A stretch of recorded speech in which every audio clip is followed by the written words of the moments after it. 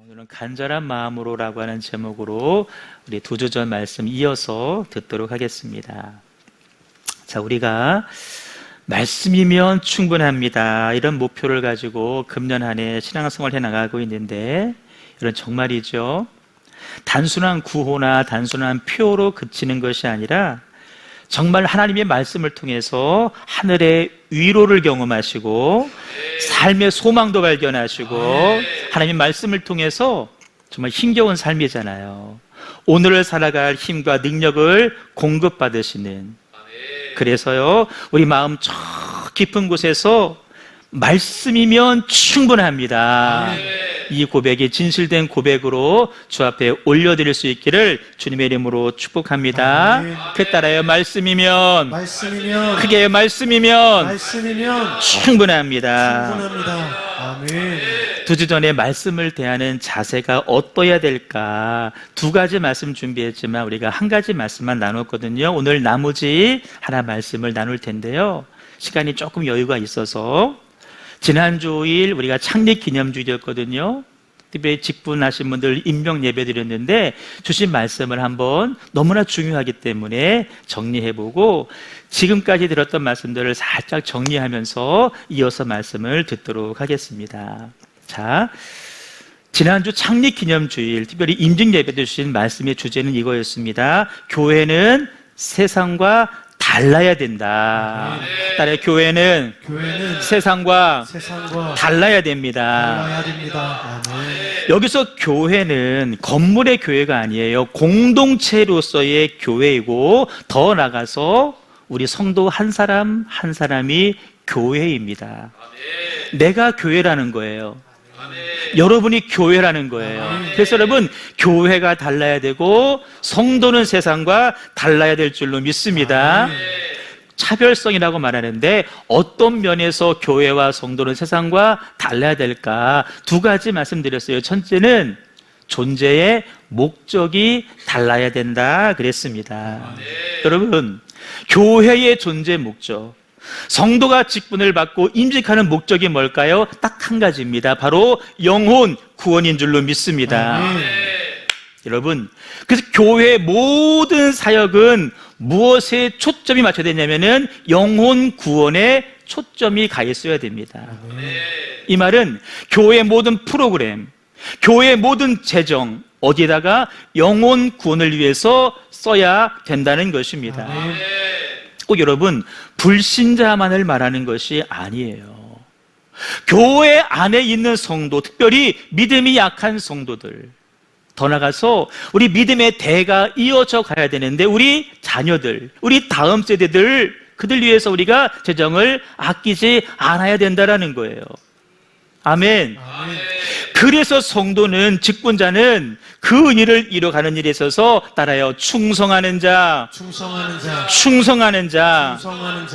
누구 말 맞다나 여러분? 사람에 충성할 것이 아니라 하나님에게 충성하셔야 되고, 하나님의 소원인 영혼 구원을 위해서 우리 남은 생애를 바쳐서 충성해야 될 줄로 믿습니다. 이것이 교회와 성도의 존재 목적이라는 거예요. 두 번째, 교회는 영혼 구원의 목적을 이루기 위해서 세상과 달라야 되는데 운영 방식이 달라야 됩니다. 이 말은 곧 누가 교회를 운영해 갈 것이냐 하는 문제예요. 누가 하나님의 교회를 운영해 갈 것인가? 누가 하나님의 교회를 이끌어 갈 것인가? 하나님은 누구를 통해서 하나님의 교회를 운영해 가시는가? 여러분, 교회 운영자는 사람이 아닙니다. 분명히 말씀드려요. 교회 운영자는 성령 하나님인 줄로 믿습니다. 교회 운영자가 사람이 아니다, 이 말은 사람의 경험과 세상의 방식대로 절대 교회는 운영되어서는 안 된다라는 거예요. 그럼 어떤 방식이 맞느냐, 너무나 중요한데 여러분, 순서를 기억하셔야 돼요. 성령께서 교회의 감독자로 세우신 주의 종에게 하나님께서 감동을 주십니다. 이걸 가리켜서 성령의 감화, 성령의 감동이라고 말합니다. 그 감동을 받은 주의 종은 이것이 교회를 향한 하나님의 뜻입니다라고 외치는 거예요. 선포하는 거예요. 주로 이 시간 말씀을 통해서 하나님의 뜻이 우리 가운데 전해지는 것입니다. 그렇게 목사가 성령의 감동을, 성령의 말하게 하심을 따라 선포할 때에 교회와 성도는 뭐 해야 되냐? 특별히 직분자들은 뭐 해야 되느냐? 그 선포가 하나님의 뜻인 줄 믿고 따라해요. 어떻게 이루어드릴까? 그 방법에 대해서 힘과 지혜를 모을 사람이 바로 성도라는 것입니다. 선포된 사항에 대해서 여러분들이 그 일을 한 해 만에 그것을 결정하는 것이 아니에요. 어떻게 충성하며 하나님의 뜻을 이루어갈 것이냐. 그런 의미에서 교회는 하냐 마냐를 결정하는 그런 기관이 아니에요. 교회에 많은 회의들이 있고 모임들이 있지만 그것을 하냐 마냐를 결정하는 그런 모임이 아니에요. 뭐예요? 어떻게 잘 이루어갈 것이냐. 안타깝게도요, 대다수 한국교회가 그렇지 않습니다. 회의만 하면 그 회의의 장소에서 하나님의 뜻이 가로막혀버립니다. 뭐 사전에 뭐 협의를 했니 안 했니, 뭐 나만 늦게 알았니 먼저 알았니, 결국 그 사람들에 의해서 하나님의 뜻이 좌절되고 만다는 거예요. 그러다 보니까요, 교회 안에 어떤 일이 생기는지 아세요? 말씀드렸어요. 소위 영향력 있는 사람이 그 교회를 좌지우지하게 돼요. 성령이 아니라 그 교회 안에는 유력자, 영향력 있는 사람이 그 교회를 좌지우지하게 된다는 거예요. 그 대적점 있는 사람들 분명히 있겠죠. 어떻게 하는 줄 아세요? 세의 대결을 위해서 그들도 자기 사람을 만들어가요. 소위 교회 안에 분파, 파당이 생기는 거예요. 서로 갈등하는 거예요. 여러분, 정치인들 보세요. 똑같이 한 당인데요, 누구 판이 누구 판이 해서 여러분 서로 싸우고 있잖아요. 서로 뭐 제명시키니 많이 싸우고 있잖아요. 왜 상의했니 안 했니 싸우고 있잖아요. 여러분, 하나가 될 수 없는 그런 모습이에요. 여러분, 분명하게 말씀드립니다. 우리 교회는 예수님 중심으로 하나가 되어야 될 줄로 믿습니다. 앞에 계시니까 우리 이동준 권사님 계시고 우리 정상욱 권사님 계시는데요, 나 이제 권사 됐으니까 나도 파 하나 만들어야지. 안 돼요. 안 돼.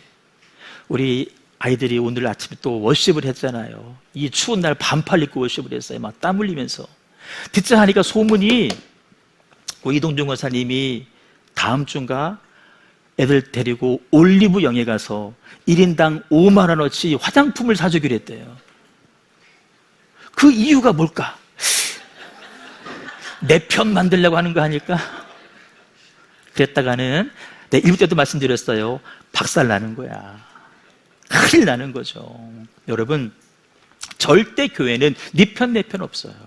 교회는 오직 예수 그리스도 중심으로 하나 돼야 될 줄로 믿습니다. 영락교회 아시죠? 한경재 목사님 계셨던 곳. 거기서 목회하신 김동호 목사님, 제가 대학생 때 설교를 들었는데요, 스티그마라고 하는 주제예요. 스티그마는 흔적이에요. 우리 몸에 예수님의 흔적을 가졌노라. 그러면 설교 들어보니까 그 영락교회 안에 유력하신 장로님이 계신데요, 그분이 1년에 헌금을 몇 억을 하시는 분이 계시대요. 한 부서에서 뭔가 의견을 좀 관철시켜야 되는데 자기들은 말할 계제가 안 되니까 장로님 찾아가, 장로님 회의 가셔서 이 말씀 좀 해주세요 부탁한 거예요. 그분들 볼 때는 이분이 교회 장로님이시고 헌금 많이 하시니까 이분이 말하면 될 줄 알았던 거야. 그 장로님이 아니라고, 나는 회의 때 말하는 사람 아니라고, 목사님이 감동으로 지시하시면 그걸 받아서 이뤄가는 사람이지 절대 의견 내는 사람 아니라고. 둘 중에 하나 하라는 거예요. 헌금을 많이 내든지 말을 하지 않든지. 여러분, 영락교회가 그냥 영락교회 되는 것이 아니에요. 그런 분들이 교회 안에 리더십으로 서 있기 때문에 교회가 교회다운 모습으로 서 가는 거예요. 여러분, 분당 우리 교회 이찬수 목사님 아시죠? 이런 분당 사람들이 보통 까다로운 분들 아니거든요. 거기서 큰 교회를 이뤘거든요. 그 비결이 뭔지 아세요? 그분의 고백이에요. 개척 멤버가 20, 30명 있는데요, 교회가 막 커갔단 말이에요. 여러분, 그 교회 안에 소위 임직받고 장로님 되고 싶은 마음이 분명히 있을 거예요. 근데 목사님이 선포했대요. 당신들 개척해서 지금까지 수고하고 애쓴 거 내가 기억하고 안다. 하나님이 기억하신다. 그러나 당신들 이 교회에서 장로 될 생각 꿈도 꾸지 말아라. 그 말을 그들이 아멘으로 다 받은 거예요. 아팠지만, 힘들었지만 어떤 기관 장도 되려고 하지 말아라. 받아들인 거예요. 그런 사람들이 교회의 토양을 이루니까 그 교회가 지금의 교회로 성장을 하게 되는 거예요. 여러분, 우리 교회도 이 중부권에서 그런 교회 꼭 이뤄가기를 주님의 이름으로 축복합니다. 아멘. 교회 운영자가 성령님이심을 우리가 마음속 깊이 인정해 드리시고 그분에게 내어 맡기는 거예요. 그분이 끌고 가실 때 우리는 따라가는 거예요. 여러분, 성령에 충만하지 않은 사람은요, 성령님이 끌고 가실 때에 안 가려고 합니다. 버팅겨요. 다른 길로 가려고 해요. 그러나 성령의 사람은 성령께서 이끄실 때 아멘 하고 따라가게 되어 있습니다. 우리가 성령 충만된 이유가 바로 거기에 있어요. 성령의 뜻하심을 거스른 자 되지 않기 위해서 우리는 성령님을 사모하시고 기도와 말씀으로 내 삶을 채워가심으로 인하여서 성령 충만자 될 수 있기를 주님의 이름으로 축복합니다. 저희 목회의 두 가지 중요한 것은 하나는 공동체고 하나는 말씀이라 그랬어요. 방금 교회에 대한 말씀을 요약해 드렸고 또 하나 성경인데요. 이런 거예요. 어떻게 하면 하나님의 말씀이 내 삶의 중심축이 되어서 내 삶을 이끌어 갈까예요. 여러분, 축이 있잖아요. 축은 양쪽인 거예요. 한쪽의 축이 무너지면 그 인생은요, 허물어지는 거예요. 기울 수밖에 없는 거예요. 성경이 하나님의 말씀이 우리 삶의 중심축이 돼야 되고 교회가 성령이 우리 삶의 중심축이 돼야 되는데 그 원리를 배우고 있거든요. 첫째는 뭐라 그랬어요? 들어야 산다 그랬어요. 따라요. 들어야 삽니다. 들어야 삽니다. 뭘 들어요? 말씀을 들어야 돼요. 믿음은 들으면서 나요. 들으면 믿음이 생겨요. 근데 여러분, 거짓말도 들으면 믿음이 생긴다니까요. 근데 뭘 들을까? 거짓이 아니에요. 세상 소리가 아니에요. 하나님의 말씀으로 말미암느니라. 하나님 말씀 들으셔야 돼요. 여러분, 성경에 보니까 창조 이전에는, 다시 말해 하나님 말씀이 임하기 이전에는 세상이 공허하고 혼돈스럽고 어둠으로 가득했다 그랬어요. 하나님 말씀이 임하기 전에는 땅이 다 혼돈스러웠어요. 다 공허했어요. 다 어두웠는데 하나님께서 빛이 있으라 말씀하시니 여러분, 어둠이 떠나가고 공허함은 충만함으로 채워져 가고 여러분, 혼돈이 질서로 바뀌게 된 줄로 믿습니다. 이게 왜 중요한 원리냐면은 우리는 흙으로 지음받은 존재예요. 우리 재료는 흙이에요. 이런 뜻이 있다 그랬잖아요. 찌꺼기 더미. 흙은 찌꺼기 더미예요. 아무리 하나님이 모양을 만들어 놨다 할지라도 말씀이 들어가지 않으면 그 인생은요, 찌꺼기 더미예요. 뭐예요? 흑암이에요. 무질서예요. 공허할 수밖에 없는 거예요. 보세요, 여러분. 하나님을 모르는 사람들, 하나님 말씀하는 사람들 삶을 한번 바라보세요. 얼마나 삶이 무질서해요. 얼마나 공허해요. 얼마나 자기 마음대로 해요. 하지만 그런 인생 가운데에도 하나님의 말씀이 들어가면 그 인생이 새 사람으로, 새 소망을 가진 자로, 삶의 목표가 생긴 자로, 삶의 질서가 잡힌 자로 바뀌게 되는 줄로 믿습니다. 뭐가 바꿨어요? 하나님의 말씀이 그를 바꾼 것입니다. 하나님께서 사무엘을 부르실 때에 주여 내가 여기 있나이다 말씀하옵소서. 사무엘은 들었어요. 주님, 내가 여기 있습니다. 내가 말씀을 듣겠습니다. 하나님 지금도 여러분 말씀으로 다가오십니다. 말씀으로 지금 여러분들에게 진격해 오고 계셔요. 말씀이 비껴가게 하지 마시고 여러분 삶의 중심부에, 마음 가장 귀한 곳에 말씀이신 하나님 영접할 수 있기를 주님의 이름으로 축복합니다. 들어야 사는 거예요. 두 번째는 뭐라 그랬죠? 묵상해야 산다 그랬어요. 여러분 이 순서를 잘 기억하세요. 처음에 들어야 돼요. 근데 들은 말씀 여러분 묵상하지 않으면 금세 잊어버려요. 듣는 것으로 그치면 안 돼요. 소가 되새김질하는 것처럼 들은 말씀을 계속해서 여러분 내가 기억하셔야 돼요. 소환해 내셔야 돼요. 끄집어 내셔야 돼요. 이게 뭐예요? 이게 묵상이에요. 그 묵상의 원리를 아브라함의 종 엘리에스를 통해서 설명을 드렸어요.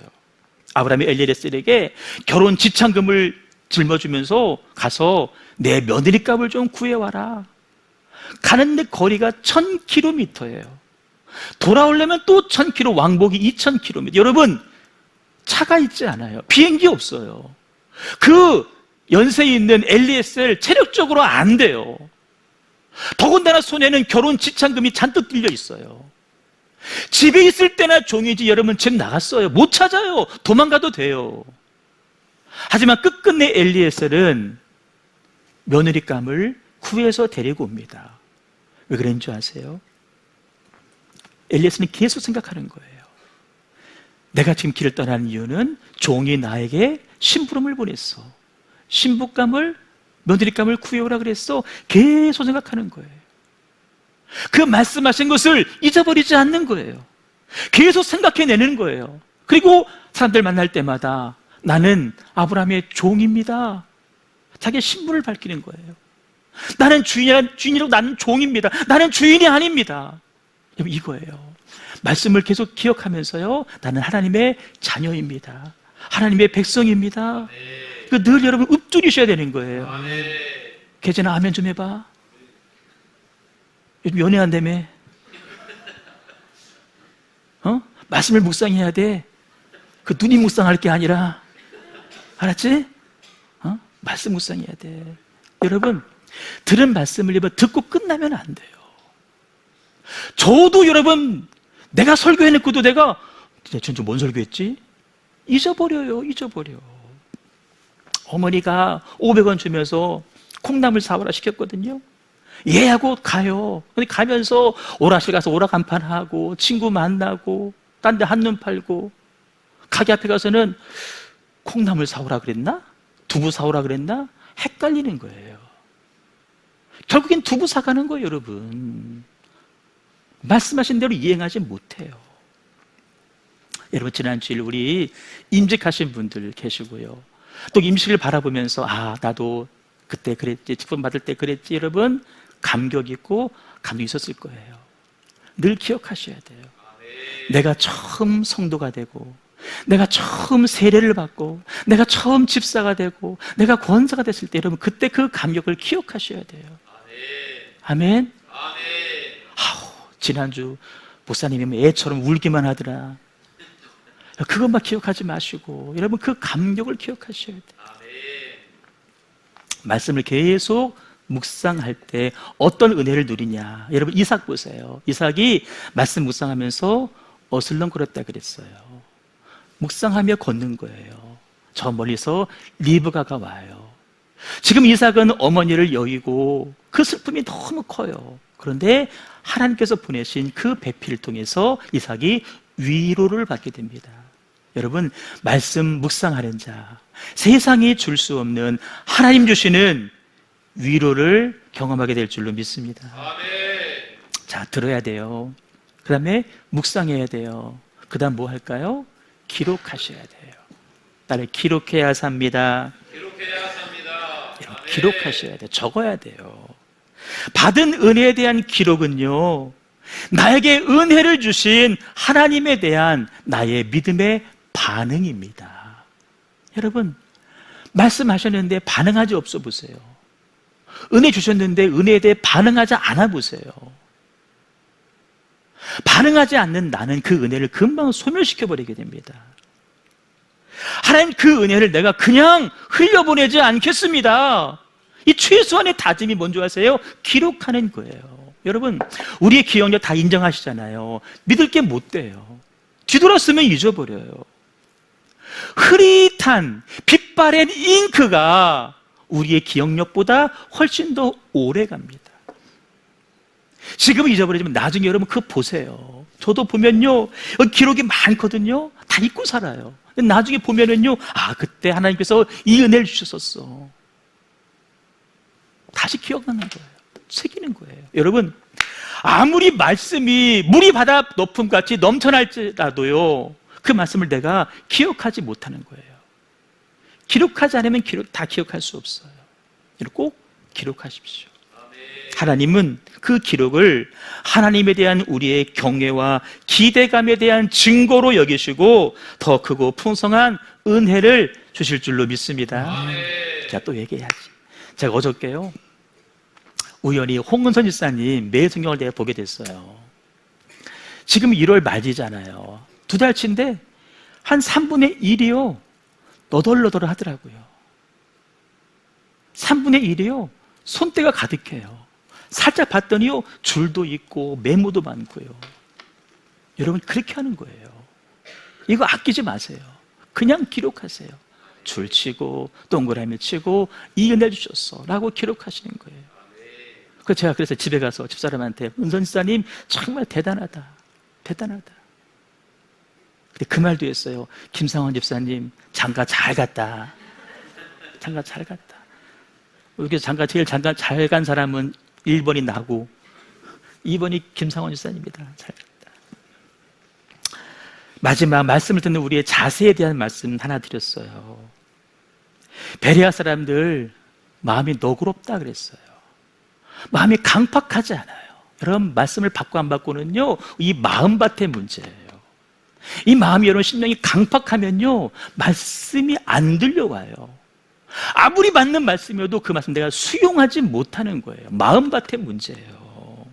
너그러워서 수용성이라 그랬어요. 사실 이들에게 바울은 너무 낯선 사람이에요.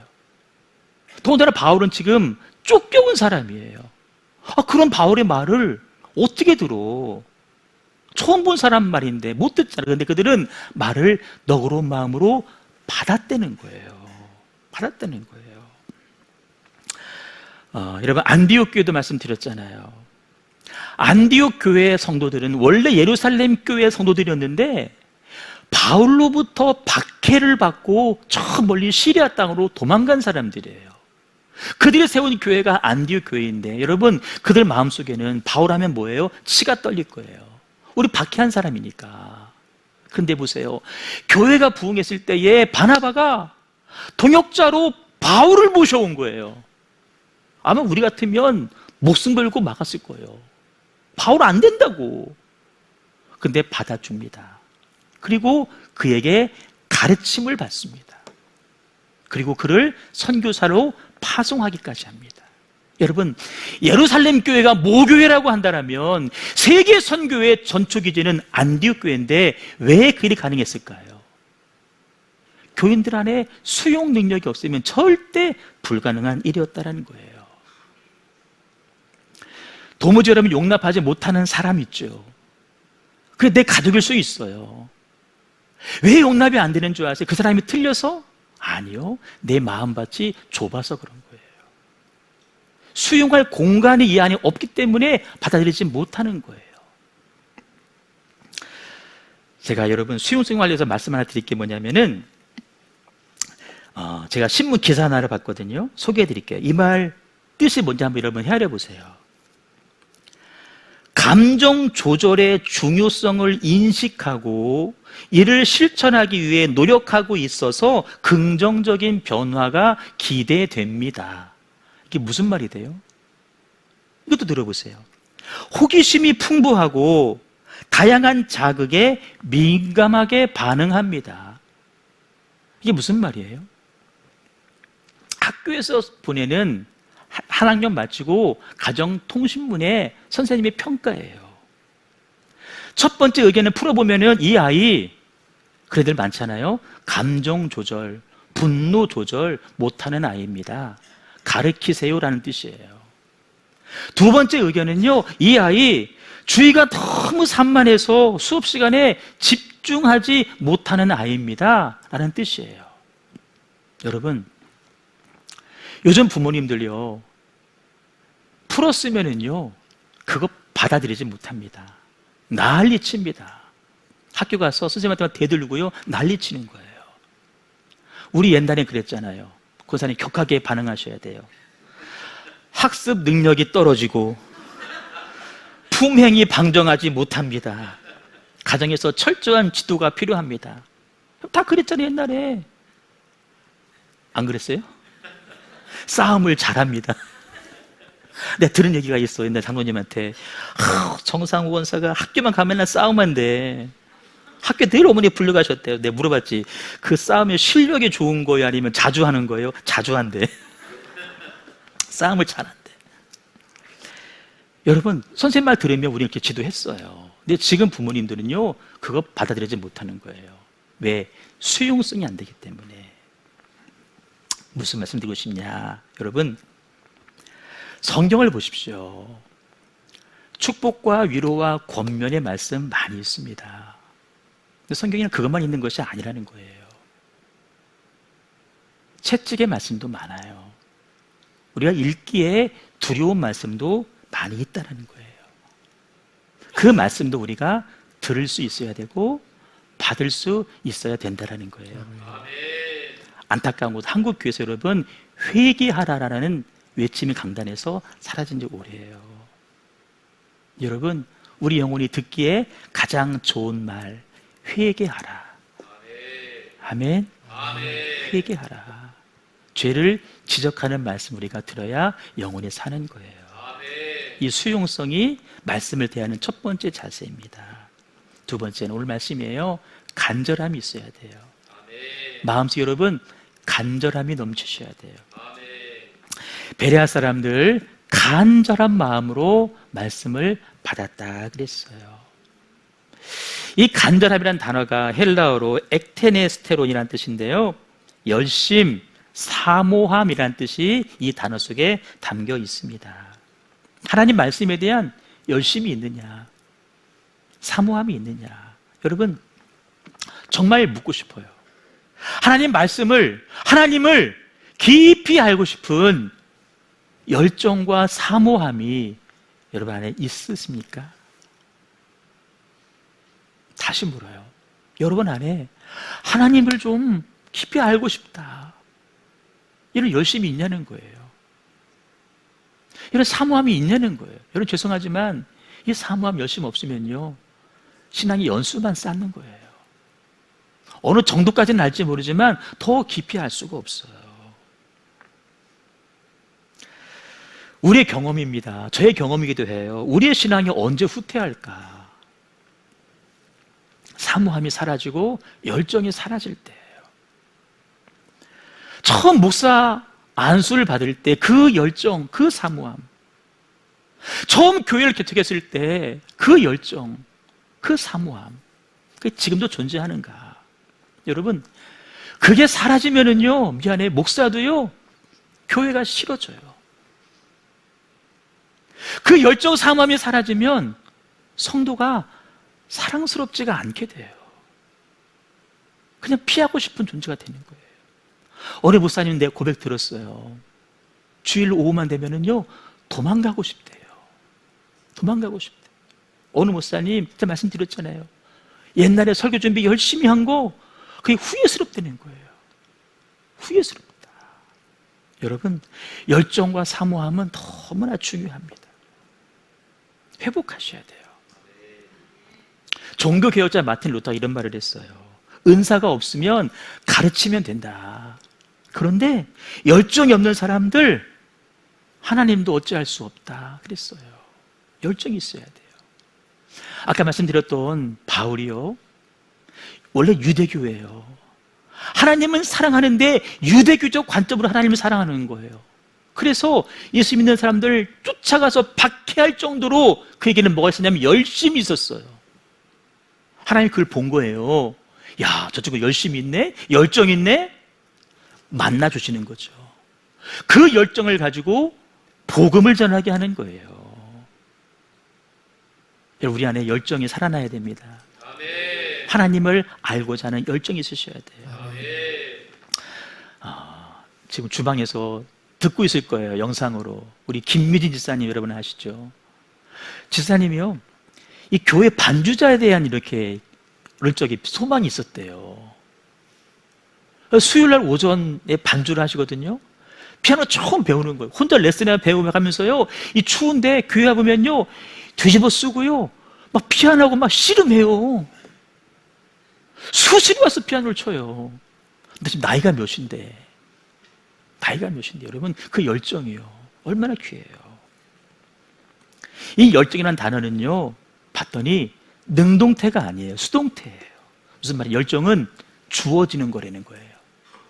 주어지는 거. 나이와 상관없이 여러분, 하나님의 열정은 주어지는 거예요. 내가 하고 싶은 사모함이 있으면 하나님 그 사모한 심령 가운데 열정을 막 부어 넣어주시는 거예요. 사모함 가운데 열정을 넣어주시는 거예요. 누가 넣어주실까? 바로 성령님이십니다. 그래서 여러분, 우리는 성령으로 충만하셔야 돼요. 그래서 성령님은 파라클레토스, 옆에서 도우시는 분이에요. 열정을 팍팍 넣어주시는 분이 바로 우리 성령님이셔요. 열정 회복하시길 바랍니다. 정미영 집사님, 열정 회복해야 돼. 한동안 집에 있다가도 출근하니까 또 열정이 좀 사라진 것 같아. 집사님 없으니까 교회가 너무 조용해. 웃음소리가 안 들려. 막 떠들고 해야 되는데 나도 기운이 빠져. 열정 회복해야 되는 거예요. 여러분, 매일 성경하고 있잖아요. 한 달 다 돼가요. 아마 서서히 그냥 손 놓으신 분들 분명히 있을 거예요. 이틀, 3일 안 하다가 아유, 뭐 말지 뭐.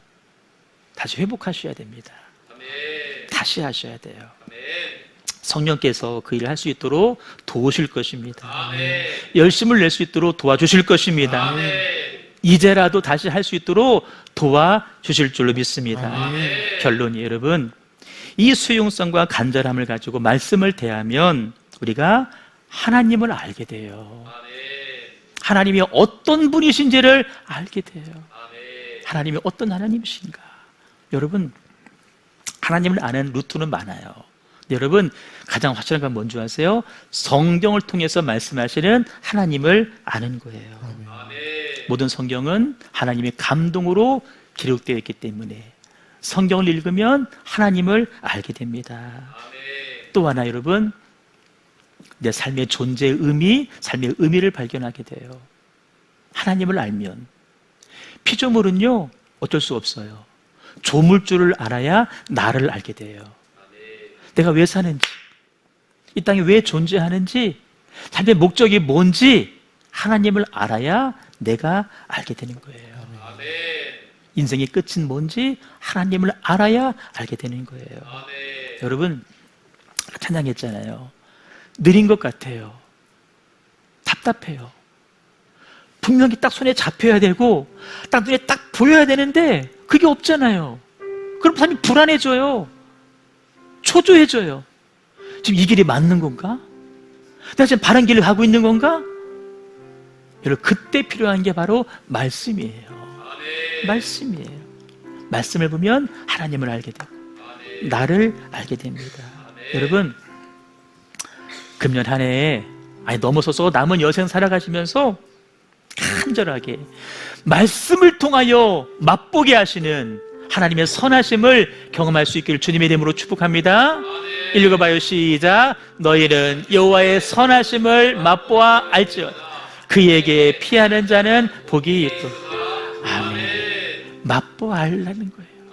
하나님이 얼마나 좋은 분이신지 알아라. 주의 성령께서 우리를 그렇게 하실 수 있도록 도와주실 줄로 믿습니다. 우리 찬양 드리겠습니다.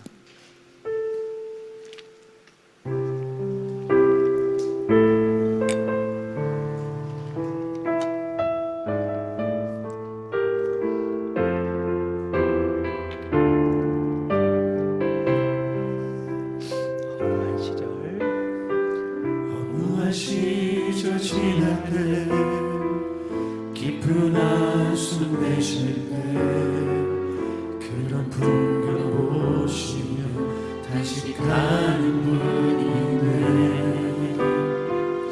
고와 같이 너희를 버려두지 않으니 내가 너희와 영원히 함께하리라.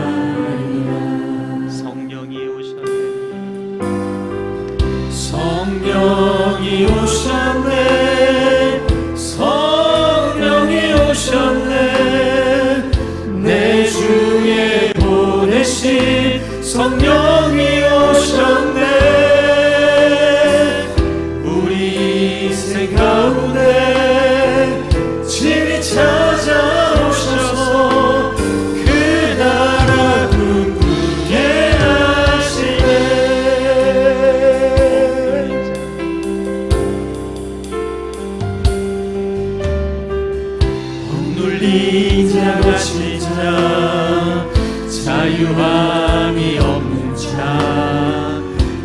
피난처가 되시니 성령님 계시네.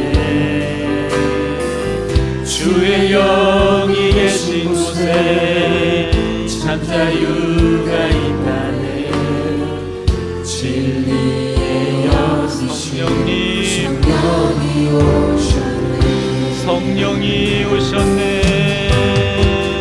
성령이 오셨네. 성령이 오셨네. 내 주에 보내신 성령이 오셨네. 우리 인생 가운데 친히 찾아오셔서 그 나라 꿈꾸게 하시네. 성령이 오셨네. 성령이 오셨네. 성령이 오셨네. 내 주에 보내신 성령이 오셨네. 우리 인생 가운데 친히 찾아오셔서 그 나라 꿈꾸게 하시네. 성령이 오셨네. 성령이 오셨네. 성령이 오셨네. 내 주에 보내신 성령이 오셨네. 우리 인생 가운데 친히 찾아오셔서 그 나라 우리 마지막 한 번 더 고백합니다. 성령이 오셨네. 성령이 오셨네. 성령이 오셨네. 내 주에 보내신 성령이 오셨네. 우리 인생 가운데 친히 찾아오셔서 그 나라 꿈꾸게 하시네. 우리 같이 기도할 텐데 여러분, 말씀이 없으면 우리 인생은 공허할 수밖에 없어요. 말씀이 없으면 방황할 수밖에 없어요. 말씀이 없으면 삶의 질서가 다 무너집니다. 삶의 중심축이 없으니까 무너질 수밖에 없죠. 말씀 들어야 삽니다. 말씀 묵상해야 삽니다. 말씀 기록해야 삽니다. 간절한 간절한 말씀을 공부할 때 우리 영혼이 살아날 줄로 믿습니다.